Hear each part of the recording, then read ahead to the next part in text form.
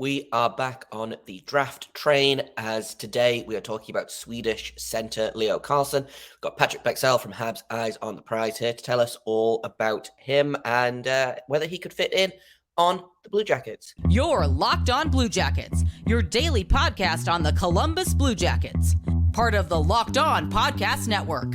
Your team every day.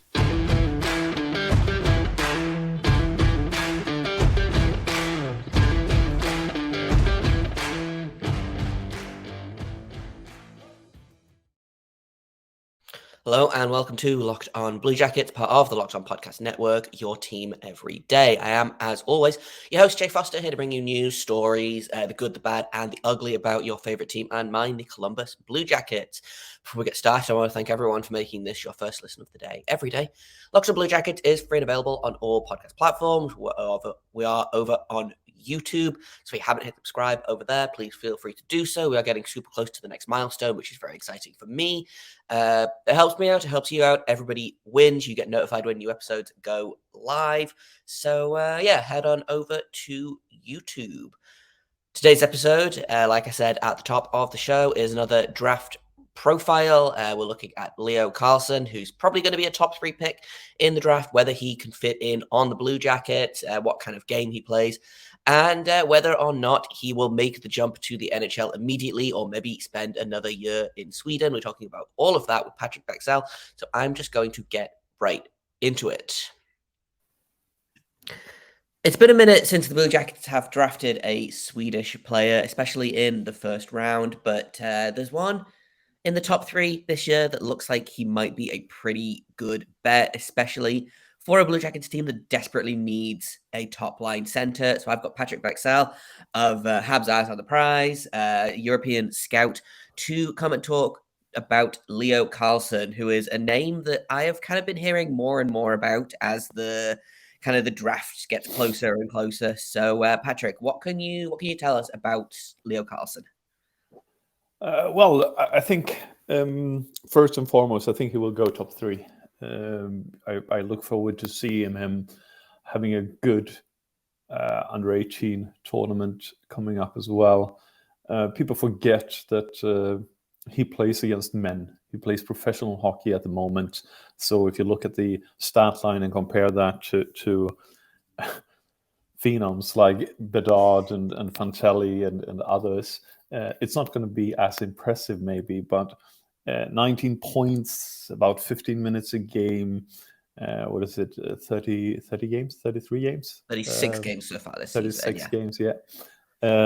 So I think, let's keep it real. It's he's not playing on the first line. He's not playing, heavy minutes. A lot of talk has been said, has been about he's not playing center at the moment.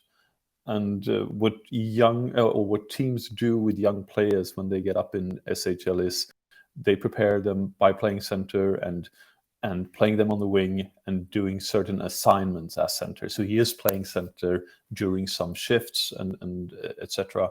But he's not playing center like Connor Bedard in juniors. And you have to remember that when you look at his stat line and trying to project his numbers. But he's big, he's smart, he's strong. He's the archetype for a center that any team wants. And he worst case, I spoke to a pro scout just a couple of days ago, and we're talking about Carlsson, and we were both saying he's going to be a center, but if worse comes to worse and you don't develop him fully, he's going to be an awesome winger. so it's not a hit or miss. It's a if your worst case scenario is top line winger, that seems like a pretty good problem to have. Yeah, and that is more or less if you failed your development. I thought about it a little bit because I know I was going to do this podcast and also writing up for myself in my notes and looking forward to writing for Eyes on the Prize that will continue now that we know about it.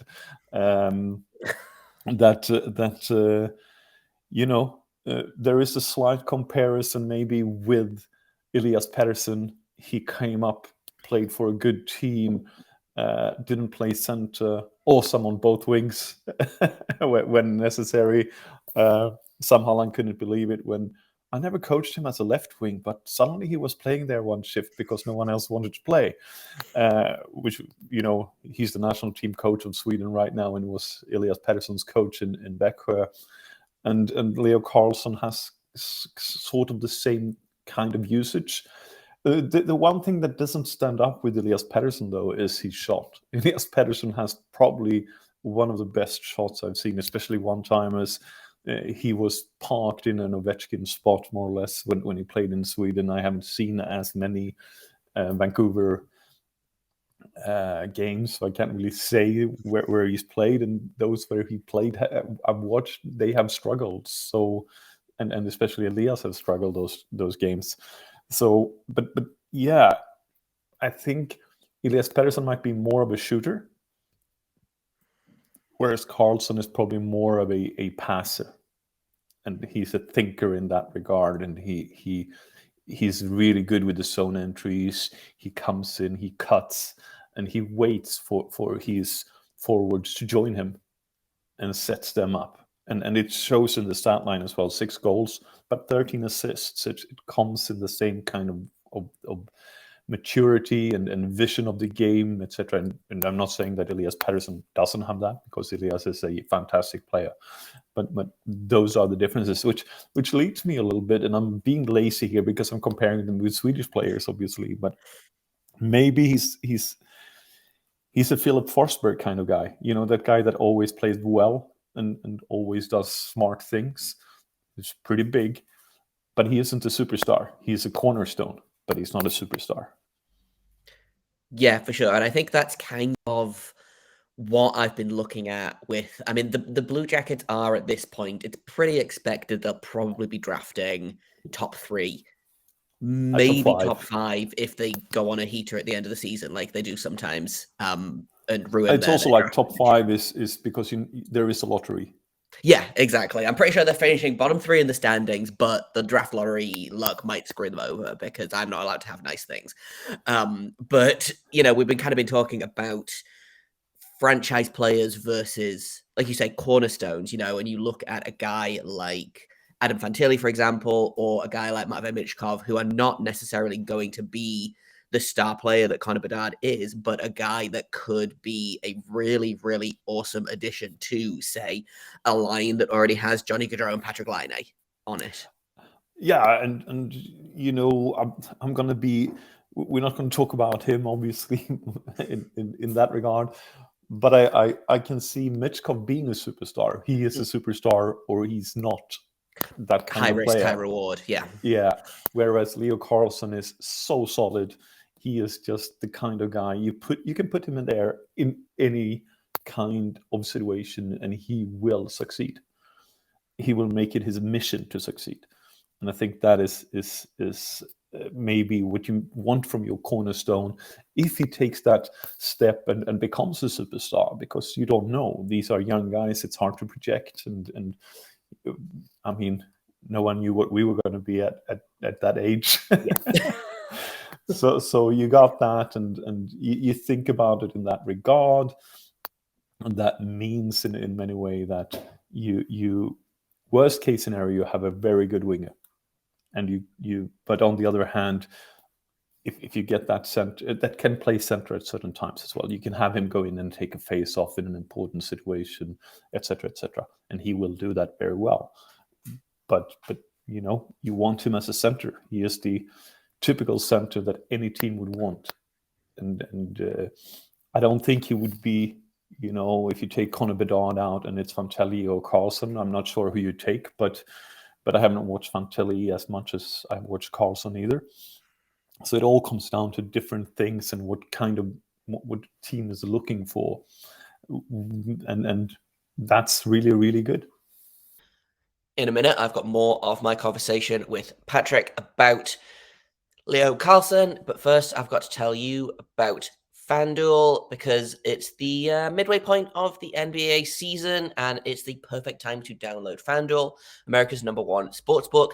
New customers are going to get a no sweat first bet up to $1,000. That means if your first bet doesn't win, you get bonus bets back for the value that you bet. It's that easy. All you have to do, download the FanDuel Sportsbook app. It is safe, secure, and super easy to use. And then you can bet on anything from the money line to point scores to threes drained.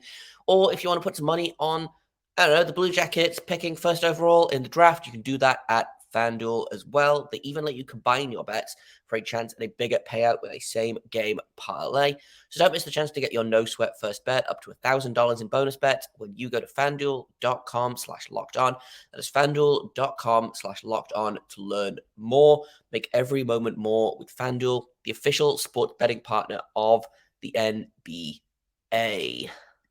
Yeah, it's going to be interesting. I like, obviously, Bedard is going first overall. I don't think there's going to be any late kind of. I know Shane Wright was the guy right up until he will. I mean, like Slavkovsky was the guy, but I don't know that there's going to be a similar thing with I Bedard. mean, like what would happen has to be something terrible for Bedard not exactly. to be and let's hope not that. Right. Yeah. No. We.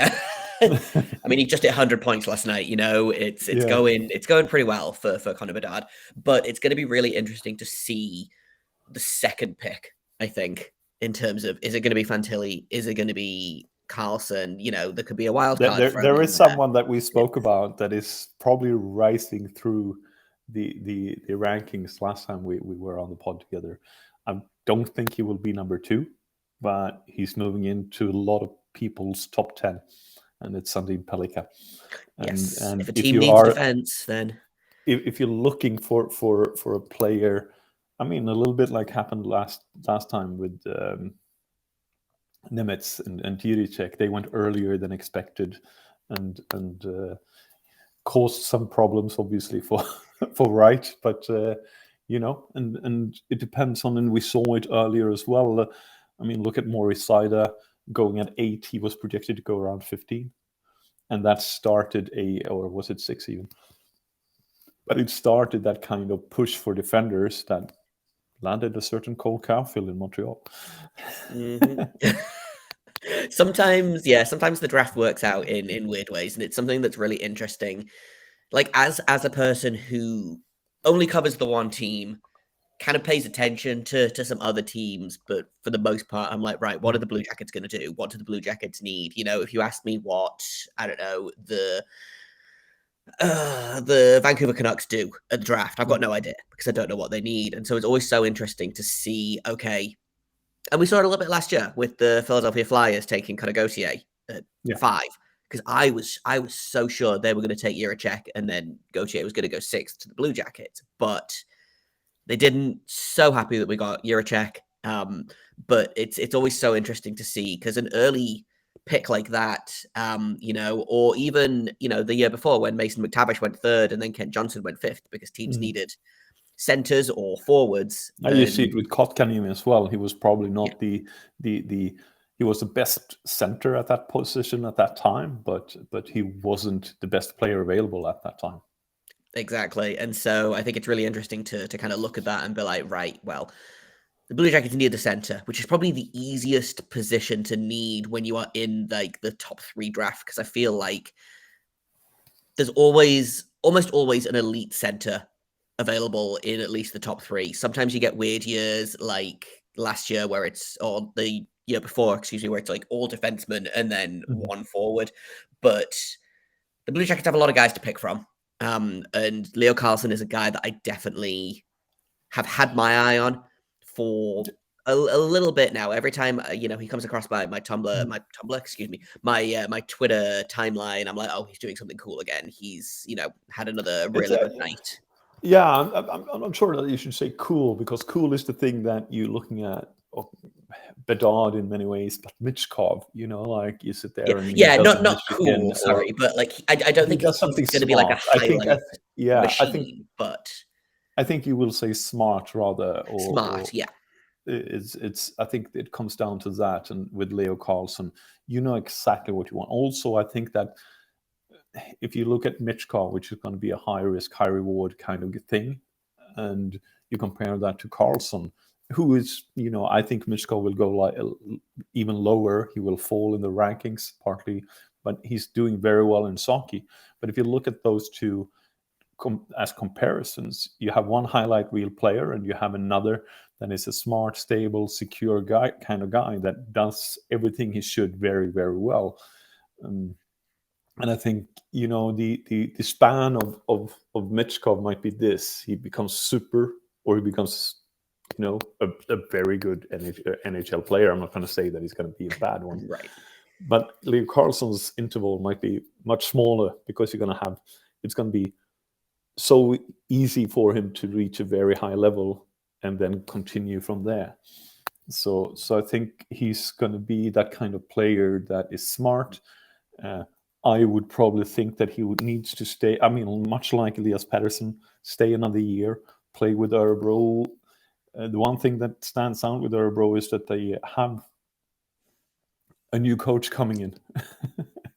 we sort of know who it is, but we sort of don't know who it is because it hasn't Everyone been official. knows, but no one's saying anything. Yeah, and it's former Frölunda's assistant coach.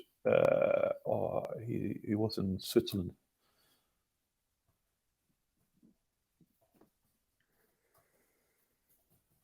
I forgot it anyway, and I can't Google it because it's going to take forever. Very smart player, coach, young, has grown up with Davos now, where he took over, and I think it was Davos or Bern. Playing really, really, coaching very smart, having grown up under the shadow of Roger Rönnberg, who's one of the best coaches in Sweden, obviously. So it should be a stable transition. It's not going to be, fire in the mid-season and causing a havoc and getting someone totally unknown. I think Örebro has been smart, solidifying the market.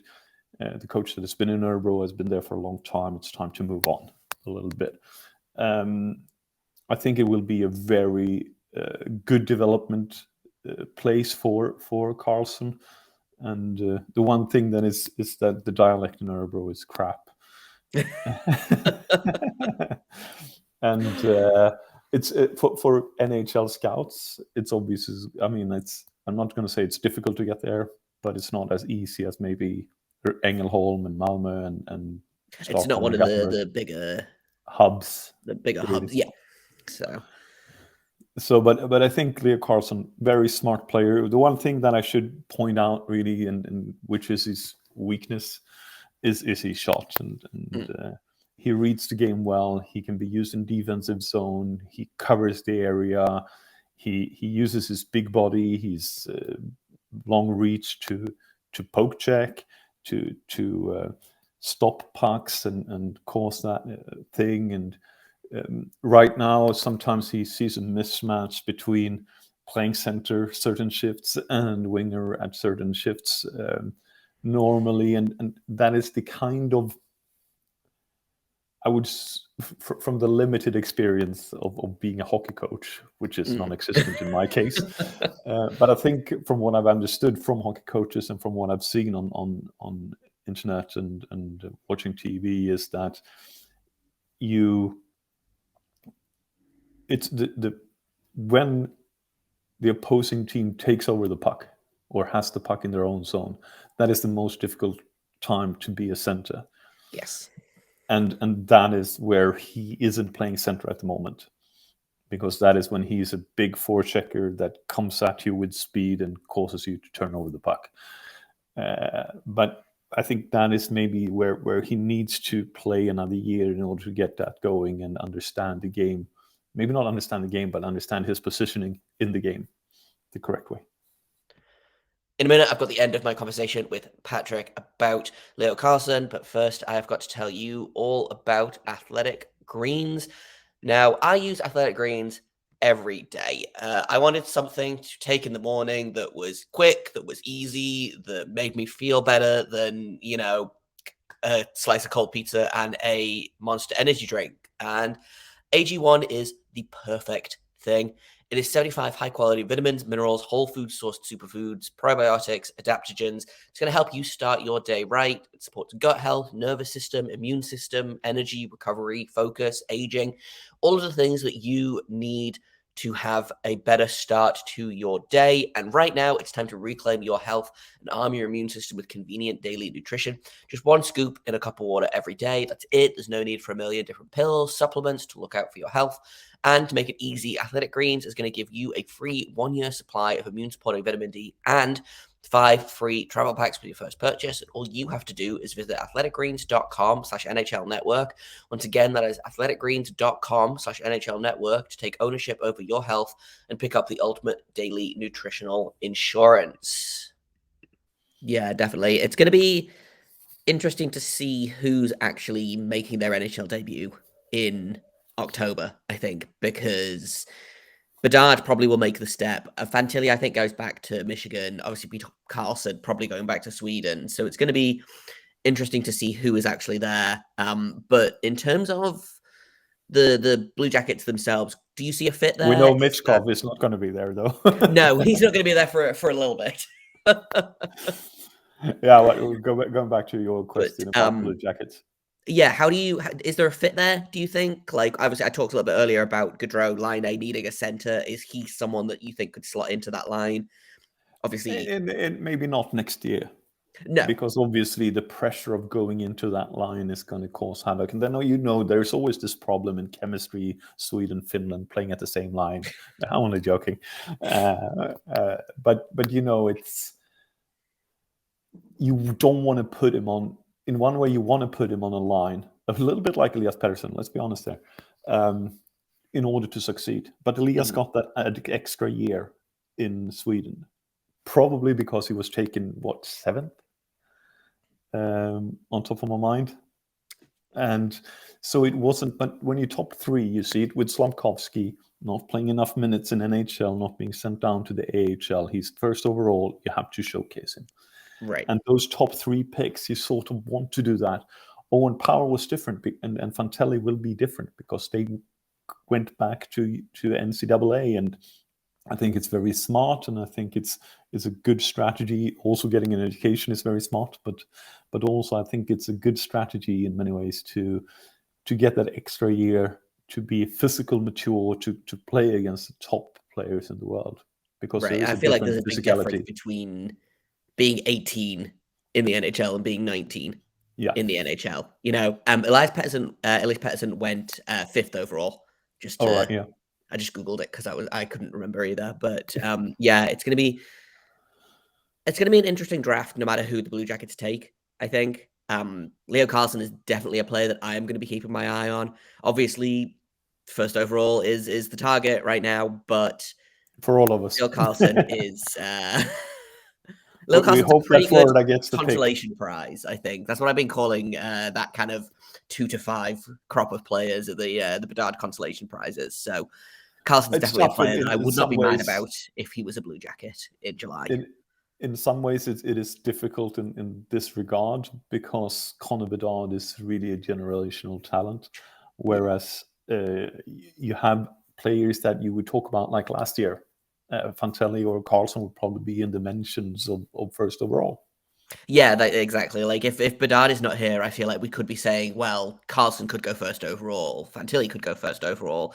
There was talk that Michkov was going to be a 2nd or 3rd overall pick. That he's probably going to drop a little bit because Russia is kind of a strange situation right now. But yeah, and also he has a contract to 2026.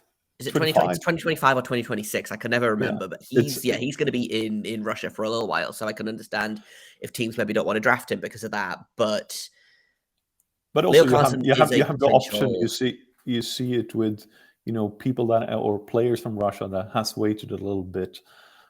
Some of them has had very successful careers. Panarin wasn't drafted. He came in, late. I mean, like this is a Blue Jacket podcast. Obviously. Look at Kirill Marchenko, who just came over this year at 22, I believe he is, 22, 23, and he's got 13 goals in 28 games, so sometimes waiting a little while is not the worst thing in the world. And I think there's how bad the Blue Jackets were this year, I think there's a impetus to be like, we have to get better next year immediately. And so I think there's a little bit of worry about, well, what if Fantilli wants to go back to Michigan? What if Carlsson doesn't want to come over to North America? But like, it's one season, guys. It's fine. I would rather have them stay over there for one season and develop and kind of continue to grow than rush them into the NHL. And, you talk about Slavkovsky. Slavkovsky probably could have done with some AHL time this season, maybe, or even, staying in Europe. I don't think that would have hurt him at all. No, playing professionally somewhere else would probably have been very smart if that was AHL or Europe. And but I understand you sort of want that control of a player as well, and the Sure. NHL deal, and we're coming into one aspect of it all is also that the first round pick, you get to keep that. You can break the European contract and bring them over to the AHL, and they can play in the AHL at 18 or 19 as well. Whereas in if you take them second round, etc., they don't. Yeah, for sure. So let's finish up. Where would you take Carlsson? I think he's going to go third. I really do. It's a little bit EU bias or against EU bias, probably. Like Brexit. You think Fantilli's going to go too because he's North American? Yeah, or Canadian, I guess. Even I always think Fantilli's American, and he's not. But yeah, but it's also like more scouts have seen them play. Yeah, it depends on how much you trust your European scouts. It's more that I think you come down into. Well, we know that you see a lot of video today. Kekalainen loves his European scouts. He loves his European players. Yeah. So that could be in Carlsson's favor or the Blue Jackets' favor, or whichever way you think that's going to go. But I think Kekalainen definitely has his eye on Emil Carlsson. Yeah, and there is a lack of Finnish players this year, so yes. Maybe there is that as well. He might have to make do with quote unquote make do with a Swedish player. Yeah. The interesting thing is probably Dvorsky, who's speaks 6 languages fluently, more or less. But he moved to Sweden very early, and the Slovaks barely see him as Slovak because he spent half his life in Sweden, I think. But he's probably going to go top 10. And he is on my list of players to pay attention to. So you never know. And then if you really like someone, we've seen Detroit do that. Kasper, Seider.